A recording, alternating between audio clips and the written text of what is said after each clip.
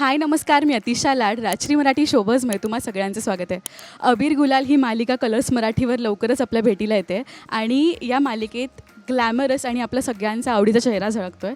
खरं तर आत्ता पण ती एकदम गुलाल बनून आली आहे, म्हणजे गुलाब म्हणू शकतो आपण थोडं. गायत्री दातार माझ्यासोबत आहे. खूप स्वागत गायत्री, कशी आहेस? Thank you so much. आणि मी खूप मस्त आहे. तू कशी आहेस? मजेत आहे. आणि लास्ट आपण इंटरॅक्शन केलं तेव्हा तुझा एका सिरियलमध्ये कॅमिओ होता आणि आत्ता लीड म्हणून तुला बघताना खूप आनंद होतो आहे. खरं तर एक आनंद असतो ना प्रत्येक अभिनेत्रीला जेव्हा तिच्या आवडीचे कपडे घालायला मिळत आहेत, एकदम वेस्टर्न आउटफिट. खूप खूप कमाल वाटतंय, कारण एकतर इतके सुटसुटीत कपडे आहेत ना, आणि एस्पेशली आत्ता जेव्हा इतकी गरमी आहे ना, खूप बरं वाटतंय की इतके सुटसुटीत कपडे आहेत. मला असं वाटतं की बिग बॉसच्या सीझन्सचा पण इथे रियुनियन झाला आहे, म्हणजे सीझन 3 आणि सीझन 4 अक्षय आणि तू.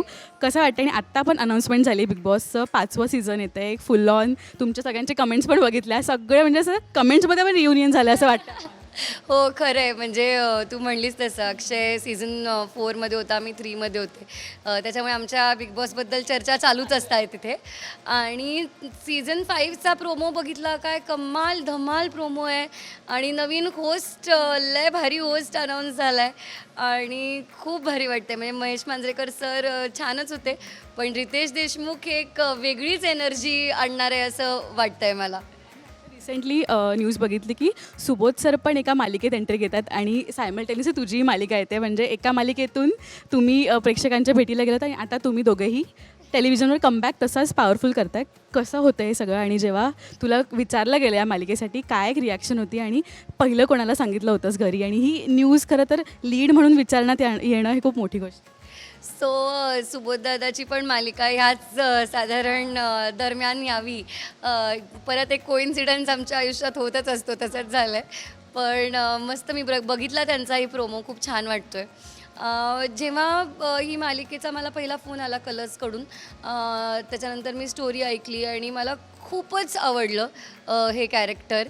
आणि मी खरोखर थांबले होते अशा एखाद्या पॉवरफुल रोलसाठी, म्हणून मी थांबले होते. आणि मी खरंच काही काही इंटरव्ह्यूजमध्ये मी हे सांगितलं होतं, किंवा जिथे विचारतात ना की तुझा ड्रीम रोल काय आहे, किंवा तुला काय करायला आवडेल आता तू हे केलं आहेस, तर मी कायम म्हणायचे की मला एखादा ग्रे शेड किंवा मला निगेटिव्ह कॅरेक्टर मला करायचं आहे.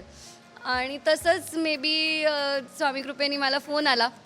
आणि त्याच्यानंतर जेव्हा हे फायनल झालं तेव्हा मी सगळ्यात पहिल्यांदा आईला फोन करून सांगितलं की असं असं झालेलं आहे. मग आई पण खूप खुश झाली की फायनली तुला तुझ्या मनासारखं काम करायला मिळतं आहे. आणि तिने स्वामींसमोर साखर ठेवली. आपण एक बबली कॅरेक्टर आधी प्ले केलेलं असताना आपल्याला विलनसाठी जेव्हा विचारण्यात येतं तेव्हा आपली कुठेतरी कस लागते त्यासाठी, आणि कशी प्रॅक्टिस सुरू आहे सध्या सेटवर. म्हणजे असं असतं की तेवढं निगेटिव्ह वागून आपल्यामध्ये ती निगेटिव्ह कधी कधी निगेटिव्हिटी येते. करेक्ट. आणि तू हे खरंच बोललीस, कारण मी आधी असं कॅरेक्टर केलेलं नाही आहे कधीच. त्याच्यामुळे ना मला सुरुवातीपासून, जेव्हापासून हे फायनल झालं तेव्हापासूनच मला ह्याची कल्पना होती की खूप मोठी जबाबदारी दिली आहे मला कलर्सच्या टीमनी, आणि ती मला व्यवस्थित प्रकारे निभवण्याची गरज आहे. म्हणजे जर सुगंधाताई, केदार सर, सोजल यांनी जर हा विश्वास दाखवला आहे माझ्यावरती, तर मी कुठे कमी नाही पडता कामा असा रोल करण्यामध्ये. तर भरपूर याच्यासाठी तयारी, right from losing weight to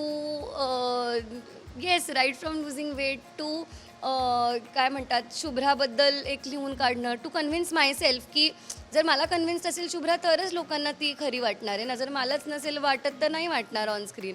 तर त्याच्यासाठी एक कॅरेक्टरचा अभ्यास करणं, केदार सरांनी सांगितलं होतं की कसं कसं करा. सो ते सगळ्या गोष्टी फॉलो करणं. सो असा एक हा सगळा अभ्यास केलेलाच आहे. असं वाटतं तू एका छान पद्धतीमध्ये मोल्ड होतीस, कारण का तू एक सोजवळ मुलीची भूमिका केलीस, त्यानंतर एक कॉमेडी शो केलास तू, आणि आता खलनायक करतेस. म्हणजे सगळ्या साईडनी ग्रूम होतीयस.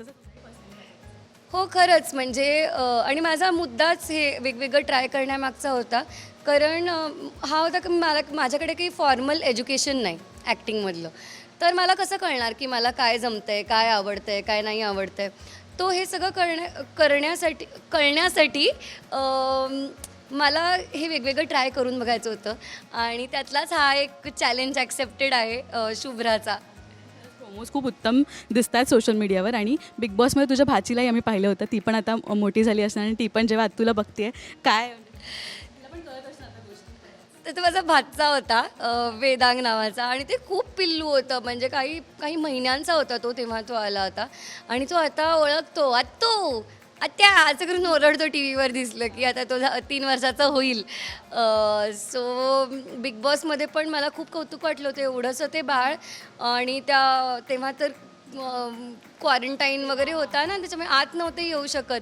त्या सगळ्याच्या ह्याच्यामध्ये तो मस्त हसत होता आणि काही तिथे त्याला फरक पडला नाही. लाईट्स आहेत, कॅमेरे आहेत. म्हणलं वा बरे बाबा, म्हणलं कसं काय तुला जमलं एवढं लहानपणी.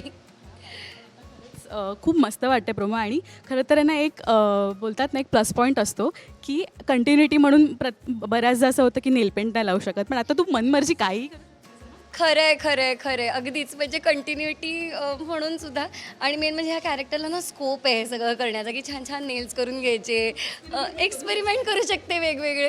सो त्या सगळ्याचं खूप एक्साइटमेंट होती म्हणजे आणि इवन जे कपडे मला दिलेत ना देविकाने ते पण फार विचार करून आणि फार छान ज्वेलरी आणि कपडे एकदम क्लासी वाटतील असे दिलेले आहेत आणि त्यामुळे काय म्हणतात कॅरेक्टरमध्ये जायला खूप मदत होते या सगळ्या गोष्टींनी ॲज अन ॲक्टरसुद्धा ना. म्हणजे दिसताना तर ऑब्व्हियसली पण जेव्हा हे कपडे घालतो तेव्हा आपल्याला एक ते फील येतो की आपण शुभ्रामध्ये एंटर करतोय आता. गायत्री राहिली आता मी शुभ्रा आहे. सो अशा टाईपचे कपडे तिने मला दिलेत ज्याच्यामुळे मला ते फील येतोय. स्वतःचं पर्सनल वॉर्डरोबही वापरू शकतेस तू एखाद दुसऱ्या सीन्समध्ये असंही होणार आहे. काय अपील करशील प्रेक्षकांना जे तुला बिग बॉसपासून तुझे जे प्रेक्षक आहेत आणि आता परत कलर्स मराठीचे ऑडियन्स तुला बघणार आहे काय सांगशील? सो मी एवढंच अपील करीन की जसं प्रेम तुम्ही आमच्या प्रोमोवरती केलं तसंच आमचा नवीन शो येतोय अबीर गुलाल 27 मेपासून रोज रात्री 8:30 वाजता कलर्स मराठीवरती. प्लीज बघायला विसरू नका आणि तेवढंच प्रेम करा. Do not miss it.